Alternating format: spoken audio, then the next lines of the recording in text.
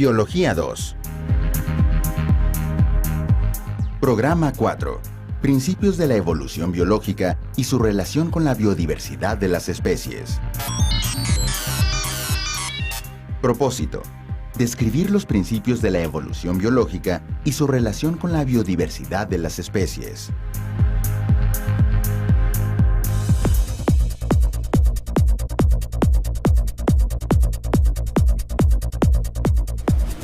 Llegamos. Por fin. ¿Por dónde empezamos? Me pediste ayuda para tu trabajo sobre evolución. Así que para entender qué significa este concepto, Pues soy todo oídos. se entiende por evolución biológica al conjunto de transformaciones graduales que han ocurrido en los seres vivos a lo largo de miles de millones de años y que han dado origen a los seres vivos actuales y a su diversidad. Pues empezamos por acá. ¿Sí? Aunque fue en el siglo XIX que Darwin y Wallace dieron a conocer la teoría más reconocida de la evolución biológica y nos centraremos en esta, no se olviden que también es importante conocer la historia de las explicaciones científicas para así entenderlas mejor, pero eso lo harán en casa. ¡Wow! ¡Mira esa jirafa! ¡Ay, qué hermosa! ¡Qué patas! ¡Qué cuello! ¿Sabes? El largo del cuello de las jirafas inspiró una de las teorías sobre la evolución de los seres vivos.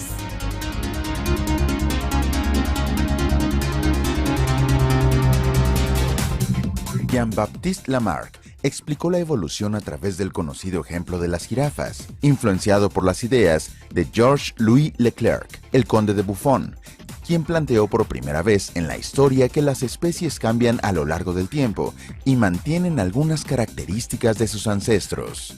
Lamarck propuso que los cambios en las especies ocurrían de manera paulatina, desencadenados por el uso o desuso de órganos y estructuras, de tal manera que estos se desarrollaban o atrofiaban dependiendo de las actividades de los organismos. Las nuevas características tenían que poder ser heredadas a la descendencia y generalizarse para que surgieran nuevas especies. Esta teoría se conoce como herencia de los caracteres adquiridos. Y luego, ¿cuál es la teoría de Darwin y Wallace? La teoría revolucionaria propuesta por Charles Darwin y Alfred Russel Wallace comprende dos aspectos esenciales. El primero es que tanto la diversidad como la unidad de características de los seres vivos se deben a un proceso de cambio continuo en las poblaciones a lo largo del tiempo, llamado evolución biológica. Y el segundo es que la evolución se lleva a cabo mediante un mecanismo llamado selección natural. A ver. ¿Qué es exactamente la selección natural? El fundamento de la teoría de la evolución propuesta por Darwin y Wallace es la selección natural y opera de la siguiente manera. En una población, los individuos son diferentes unos de otros, es decir, hay variabilidad dentro de las especies. Si los rasgos que los diferencian les permiten responder a las modificaciones de las condiciones del entorno, sobrevivirán, mientras que quienes no los tengan serán eliminados. A las características favorables que pueden ser transmitidas a la descendencia mediante la reproducción, Darwin las llamó adaptaciones. Otro aspecto esencial de la teoría de la evolución es que toda especie debe surgir de una anterior, y por lo tanto, debe existir una que sea la antecesora de todos los seres vivos actuales. Una de las conclusiones de Darwin que desató una ola de comentarios en contra es que los seres humanos somos una especie más entre las especies y como primates somos parientes cercanos del chimpancé, del gorila y del orangután. Es necesario tomar en cuenta que la evolución biológica es un proceso que ocurre a nivel de poblaciones y no en individuos, y que se requieren muchas generaciones para que se consoliden en alguna población con características nuevas. Darwin y Wallace, cada uno por su cuenta, se basaron en observaciones realizadas en la flora y fauna de distintos lugares del mundo. Por ejemplo, Darwin notó que los pinzones de las Islas Galápagos tienen rasgos en común, pero su principal diferencia reside en la forma y tamaño del pico, el cual corresponde al alimento disponible en cada isla. Esto lo llevó a pensar que todos los pinzones del archipiélago descendieron de una especie ancestral, pero que las condiciones de cada isla los fueron transformando en especies distintas. Mira, Flor, ese dromedario tiene el pelo más claro. ¡Qué bonito! Bien, hermano, me gusta que seas tan observador. ¿Ves que siempre hay variaciones entre los individuos de una misma especie? Como entre nosotros. Mira a tu alrededor. Esa es la variabilidad a la que se referían Darwin y Wallace. Pero ¿a qué se deben las variaciones? ¿Y por qué hay rasgos que sí se heredan y otros no? Bueno, tu segunda pregunta ya me la podrías contestar, porque cuando fuimos al jardín botánico te expliqué que el ADN que forman los genes, que se encuentran en los cromosomas, que se localizan en el núcleo de cada una de nuestras células y que se transmite a los hijos por medio de los gametos, es el responsable de la herencia de nuestras características. Y la primera, pues, se responde desde la rama de la genética, que se aplica a las poblaciones. ¿Qué se refiere a...? Los individuos de una población se caracterizan por tener, en el genoma que los determina como especie, diferentes alelos o genes que codifican alternativas para una misma característica. La riqueza genética de cada especie, también conocida como poza o reservorio génico, es importante porque representa las posibilidades adaptativas ante las modificaciones del medio y es una de las fuentes de la evolución biológica. Sí, entonces... Están buenas esas fotos. Es buena fotógrafa. Pues claro. Aquí están las cebras, ahora sí.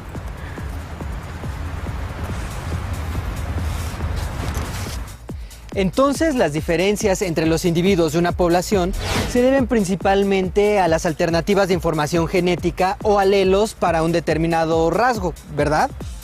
Bien, hermano, veo que estás aprendiendo, pero acuérdate que hay rasgos que se manifiestan y otros no, porque hay alelos dominantes y recesivos. Oye, ¿y actualmente cómo se piensa que ocurre la evolución? En la década de 1930, los científicos Theodosius Dobzhansky, Ernst Mayr y George Simpson postularon la teoría sintética de la evolución, también conocida como neodarwinista.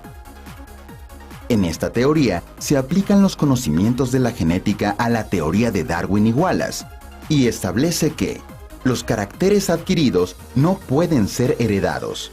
La evolución es un proceso gradual. El mecanismo mediante el cual se lleva a cabo es la selección natural. Para que pueda operar la selección natural, es necesario que en una población exista variabilidad genética o que ocurran mutaciones viables, y que esto proporcione características favorables al medio. La variabilidad genética en una población se debe, en gran medida, a la recombinación de genes que ocurre durante la meiosis, introduciendo nuevas combinaciones de alelos en los gametos.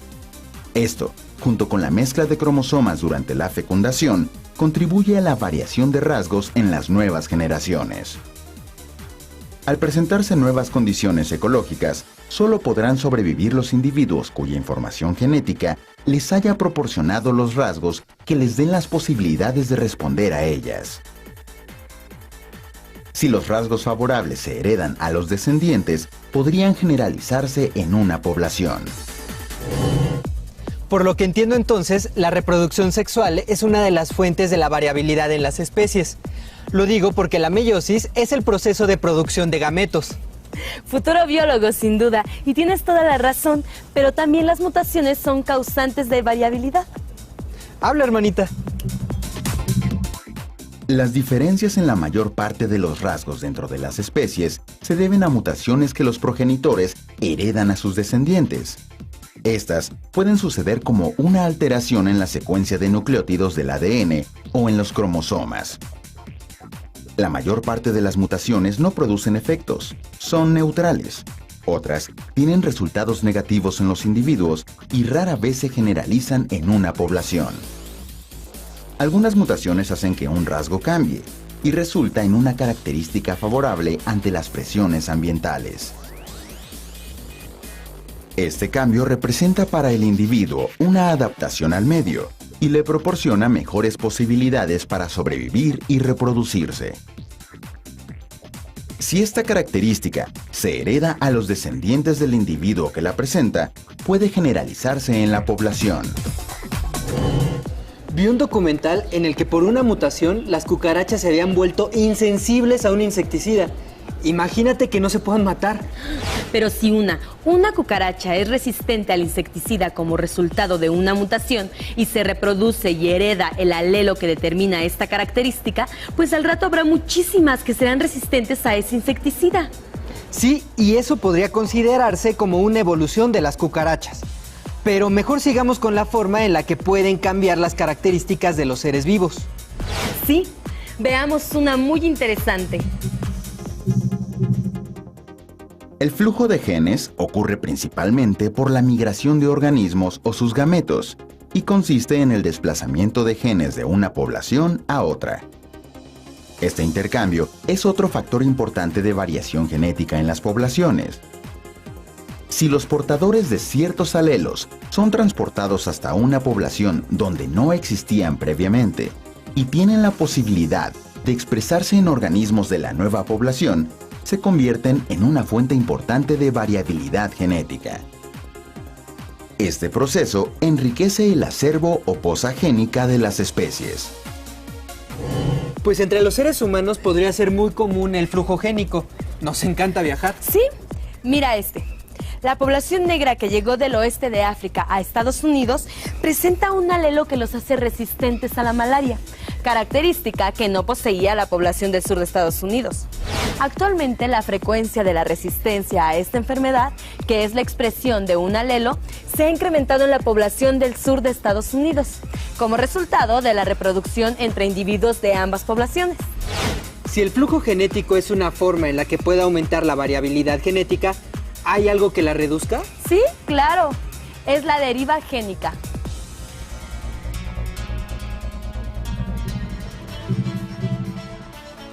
La deriva génica es un cambio que ocurre al azar, aleatorio, en la que disminuye la frecuencia de ciertos alelos a través del tiempo. Los cambios tendrán un efecto menor en las poblaciones grandes, pero en poblaciones pequeñas aumenta la probabilidad de que un determinado alelo alcance un mayor o menor predominio. Se reconoce la deriva génica cuando unos pocos individuos reconstruyen una población o inician otra. Por ejemplo, si una población ve disminuido drásticamente su tamaño, como cuando se sobreexplota o se alteran las condiciones de su hábitat. De esta manera, se reduce el acervo génico de manera aleatoria. ¿Y me puedes dar un ejemplo? A ver, aquí mira. En la última década del siglo XIX, los cazadores mataron a una gran cantidad de elefantes marinos del norte, salvándose solamente 20. Mediante acciones gubernamentales, se trabajó en la recuperación de la población y actualmente hay alrededor de 130,000 individuos, pero los estudios genéticos indican que la totalidad de la población es homocigótica.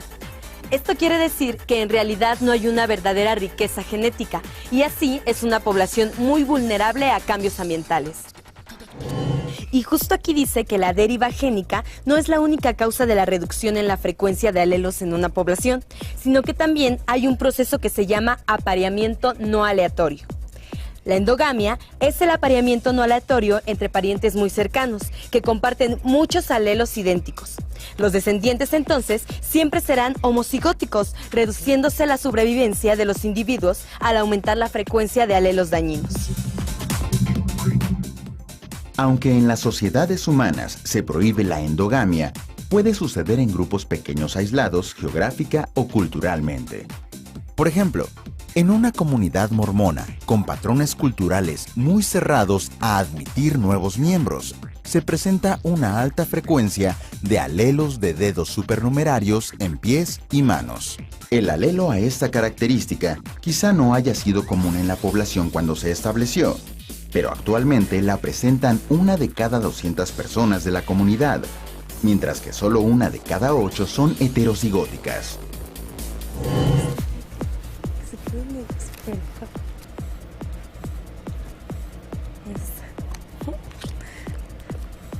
Bueno, hermano, y como conclusión de todo lo que vimos sobre evolución, ¿qué me puedes decir?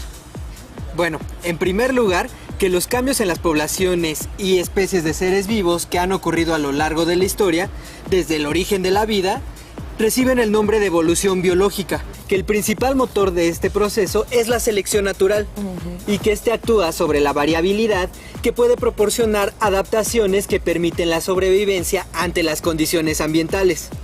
Si las adaptaciones se heredan a los descendientes de quienes las poseen, se generalizan en una población. Algo muy importante, la variabilidad genética da origen a las adaptaciones y a la diversidad de formas de la vida en el planeta. ¿Qué tal? Muy bien, hermano. ¿Valió la pena? Vamos. Vamos.